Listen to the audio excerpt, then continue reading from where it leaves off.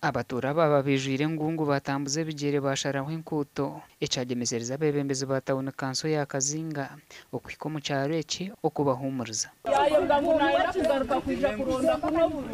abaturani bagira ngo chairman wabo Lawrence Ngumirwe akabanza yatweke kiteto mu rundu rwo kubanza yakizaramo umwana w'umushiki konka yakomesa umuturo uri kumanywa nka Boaz Kajiri ari kugira ngo akachamba yamuha musente yazibagana na nyina we kiteta kandi ngo hata yongire yakitweka yakomesa umuturo ndi jo kumanywa nka Julius Kasagure ubwo hato uri mu cyome cya Change Government Prison ngo nawa cyambere akakwata miliyoni emwe n'emitwaro 20 yazirya yakwata emitwaro nkaga yajhanye nawe kiteta kumubiha biha ngo areke kugira ki hato mwana ro immediate reshonga ni yemwe kwasigire yamutweka yakwata Kashagure yamuto mu cyome kwenda ngo atunde kandundeke ate buri mu kitete cyo kutwara omutaka komwe atine na mushawo na nyina w'umuteta kamugambira ngayo tunoza kwikiriza iwe nyina w'umuteta na kiramano mutemwe se muyo Kasagura umuco habuko Kasagura kayineki kayina mushawo no urabena no kuyagamba Kashagure na basakurgaye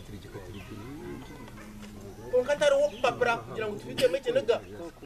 abaturani bongera bagira ngo baruhire ibikorwa bya chairman kandi ngo ibindi birimo kwijurira amatungo genyubano okwima bataramuterira karuru stamp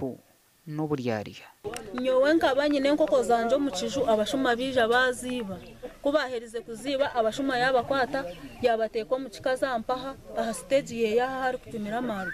yabatere nkoko bazitaka twagenda polisi abashuma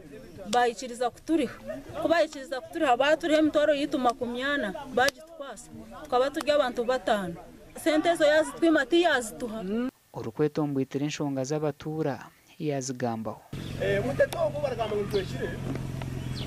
muteto kuno kwenda kushera na mushera ahabwe shonga yatware bugambire yatwarira ndaenda kushera ahabwe shonga no mukazi yatware bugambire no mukazi kandi muteta nawe nongara ageshite nawe no gashebe nawe